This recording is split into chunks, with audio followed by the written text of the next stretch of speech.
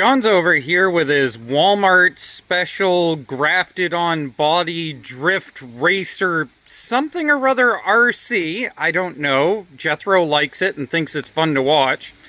And I'm sitting here stuck with this thing that I've thrown up on Marketplace twice now. Nobody seems to want it. The best offer I could get was 50 bucks, and I think for that kind of price we might as well just work on this stupid thing and fix it. Right now, the engine has a feature called externally self-lubricating. The sump is shot. The whole gasket is just plain shot. The mowing of the yard ratio to oil is close to 1/3 of a quart right now, and that gets expensive in the current oil prices. So here's the deal on these. They basically blow out in 3 places, and this one is literally blown out in all 3. They blow out right in here behind the starter. And then if we come around to the other side, they, as you can see by the oil content, they blow out right in here. And then this one has decided on the trifecta. It has blown out the seal right behind the PCV valve right in here. So we've got to lift it up and pull the engine. Probably do a dry belt while we're in there since it's that simple to get to. And then go back to mowing the yard because it needs it right now. Because somebody decided to put the other mower up for sale and it sold in 35 minutes. I should have marked it higher. 200 bucks was not enough. Alright, let's break down the wiring side of this. The first one that's routed over the top of the oil fill is your headlight. The next one that's going to be routed over the top of that is going to be your kill wire that goes up to here. Your other 2 that you've got to disconnect is going to be right here. The big diode hump is your charging wire. That goes to this reddish pink wire here. The next wire down is your headlight when the engine is running wire. That goes to your orange on most of these Craftsmans. So we unplug that. The last you're going to have is this. Find a 7/16 that is sacrificial and grind until it finally fits into there. Because this person already broke where that goes in. If you do manage to break this off, take it off very carefully and JB weld the snot out of that thing into place, and you should be able to save yourself 50 bucks. If you're not willing to sacrifice a cheap wrench to save 50 bucks, I don't know what to tell you. Yeah, this is what studs look like when somebody doesn't sacrifice the wrench. The moment you find one of those is broken, get it JB welded so that you don't forget and snap it off when you try to put the cable back on. This is what I've been using the last couple of months. I don't know if I've shown this on the channel yet, but this stuff is amazing. I don't know whether it's new or not, but I'll post a link down below. I'm on like my 3rd tube now, and it's just awesome stuff and priced really decent. On the carburetor side, you don't have to take the entire carburetor off. I take the housing off so it's one less thing to hit when you flip this over and put it on blocks. When it comes to the gas line, if you bend up a piece of wire and get the outlet so that it is above the tank, it doesn't drain. Really, it only has to get above the gas level of the tank, but I just put it above the tank just to make sure out of habit. The paint marker is your best friend when it comes to not having to figure out the throttle when you hook it back up. Dollar General in the arts and crafts section, put a mark right there, and you don't have to monkey with it to figure out where it goes. It's just there and done. If you do end up having to monkey with it to figure out where it goes, the answer is you set your throttle to the run position. You pull this back until that is almost touching the back of your choke control. This is your startup choke control. This is your throttle position blade coming forward. That's it. All you do is set that so that that is touching at full throttle just barely, and you're done. YouTube versus real world moment. You can pull that engine right now without lifting the front of this thing off the ground. I'm going to lift it off the ground so that you can see exactly where the bolts are underneath this thing. What I am going to point out right now is that to get to the bolt that's underneath the clutch on most engines, you have to set your parking brake. If your parking brake does not work, you can take a ratchet strap and go from there to the underside of this front axle and back up and over to ratchet it down enough to get to the bolt that's behind the engine. Otherwise than that, I'm going to lift this up right now so I can show you exactly where all the bolts are.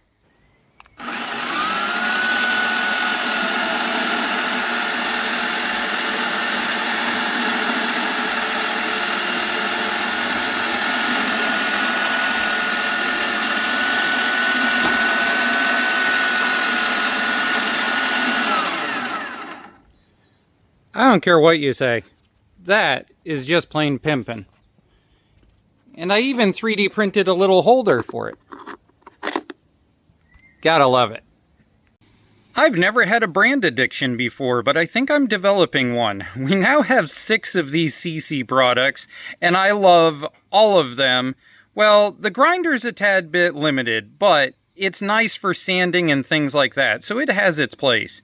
But this 3/8 impact is absolutely game changer, and I love it. It's stubby, gets into all kinds of different places, and at almost 300 foot-pounds breaks anything off that I need to in small engine stuff.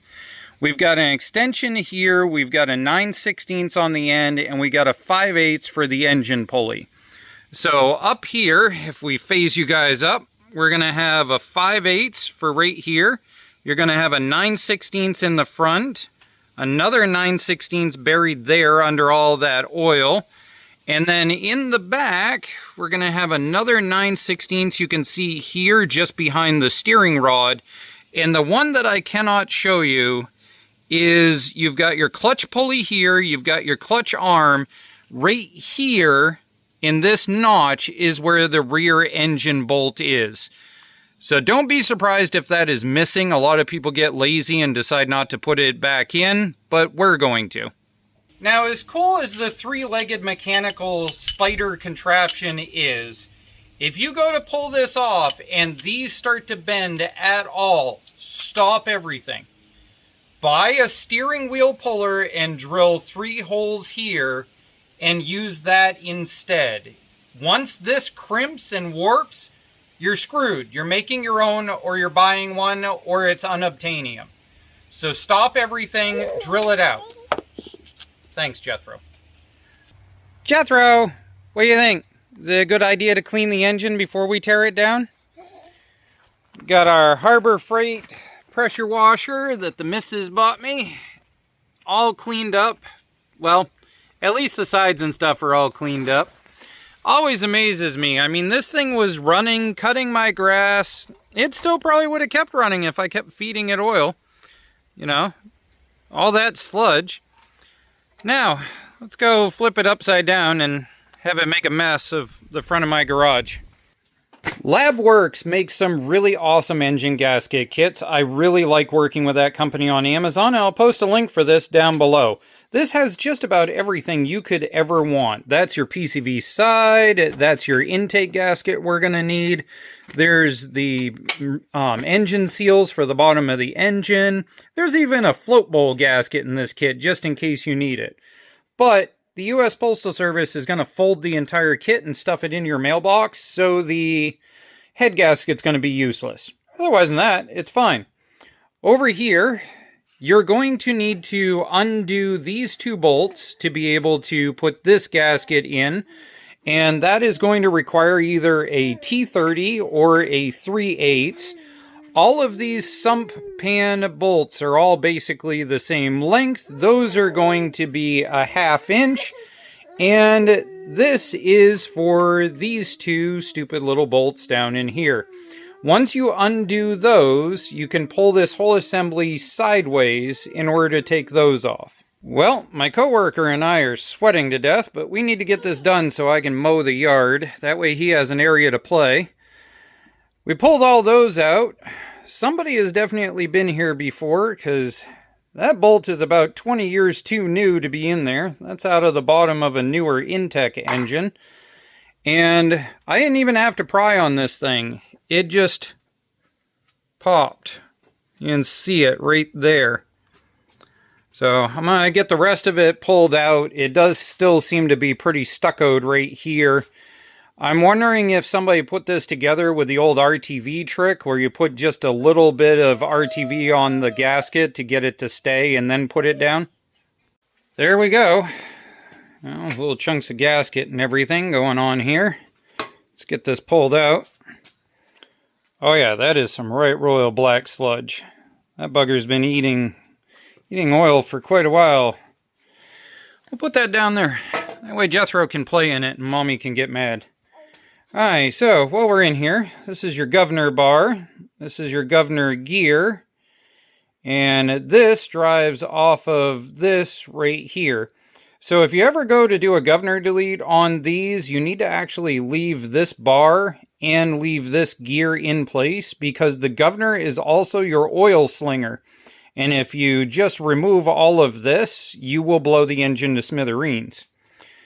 Alright, everything else looks pretty reasonable. I don't see any major discoloration on the rod. I don't see any major discoloration there. I think we're just going to plain dump some old gas in, clean it up a little bit, and stuff a new gasket on the bottom. There are 1,000,001 tips and tricks, how I do this, all that kind of thing for this kind of thing. This is how I do it. Just take it with a grain of salt. Why are there 3 billion different sump gaskets in here? It's because the tolerances in the cases back then were so bad that you could use everything from paper thin all the way to thick as could be, or stacking multiple gaskets. So what I did, where it blew out the paper thin one previously, is I chose the thinnest of the dart gaskets, which is usually my go-to, but that's the reason why there's so many in there. The next thing we're going to have to get into is we need to clock the timing of the crank and the cam. If John comes over here, what he's going to see is there's a dot here, and then there's a dot right here. And we're going to take the actual drive pulley for the mower, and we're just going to clock it and make sure that they match. So we're going to be right near the compression. There we go. So that matches to that. Now I've got axle grease here, and that's because that's my method for dealing with the governor gear. So if John backs off just a little bit, we're going to have our governor gear. We got to make sure that is pushed all the way in. We're going to set the governor gear on and wedge it between this and this. So that is on there. And the axle grease makes it stick long enough so that you can put the sump back on. So now we get this pulled back off. Come on. There we go. And we're good to go. There's an alignment pin here, and there's supposed to be one on this side that for some reason is almost always missing. But that's why I like the newer style gasket that has this tab you can grab onto with a pair of pliers and move around. Also, I leave the oil tube on because it gives me one more thing to align with when I come down. While we're here, we're going to do the PCV gasket. Like I pointed out earlier, you take out the 2 bolts that are there. This whole thing folds forward. If you accidentally drop the choke out, it slips right back in right there. And then a short 5/16 socket reaches right in order to undo it. Replace your gasket and call it good. Be forewarned, there's going to be some more oil in there, and as you can see right here, it is split and torn. It's torn there, and it's torn right there. So we're going to get that replaced. The dry belt on this machine is shot. I'm going to do a dedicated how-to video in the future, but basically, if you undo the belt from that pulley, you can reach up through there to pull the brake down. As you slide this up, you can set the belt in on that side there. And then rotate the pulley to snap the belt in place. Pull that down in order to put the belt back from this side to this side where it's supposed to be. If you didn't quite catch that, I'll have a dedicated video up at some point. I know, Jethro. You tell it. Say, rusted up old key totally screwed up our startup and just didn't work, and now it works. Alright, choke on. Remember, you have flipped around that engine all over the place. There is a good chance it's got oil in the cylinder, the carb's going to have stuff that's been flipped out, everything. Expect smoke, okay? So, clutch down, choke up. Ignition key finally working. Oh my. Are you for real? Wow. Jethro, I thought you fixed it.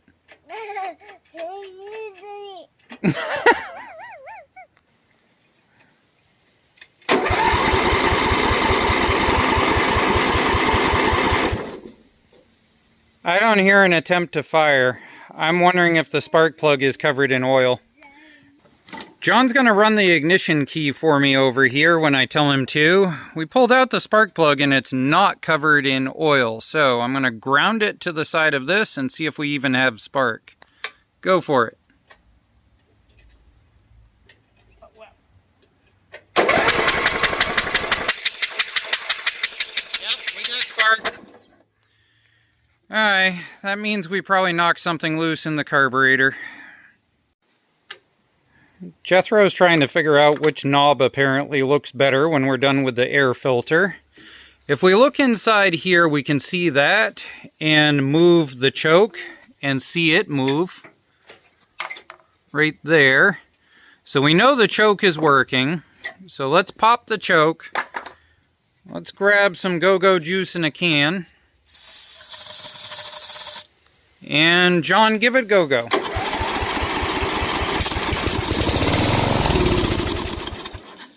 Okay, so we know to go with go-go juice. Now we're down to, we must have knocked something loose in the carburetor or something or other in between.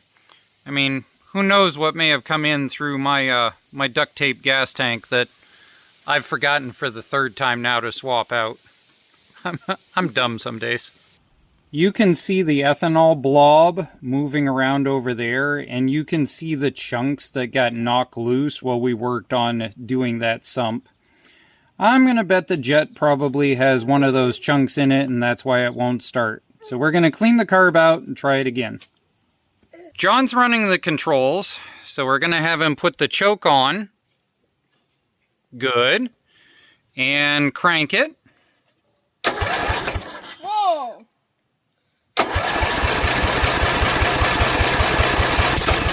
Choke off. That's idle. Go back up.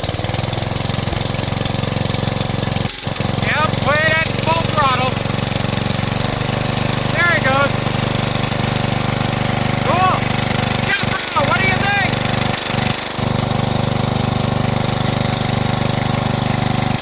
Cool. All right, John, shut it down.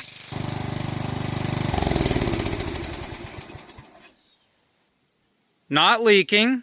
Runs. It's supposed to be a holiday, but now I'm going to go mow the grass because that's part of being dad. Alright. I think we did pretty good.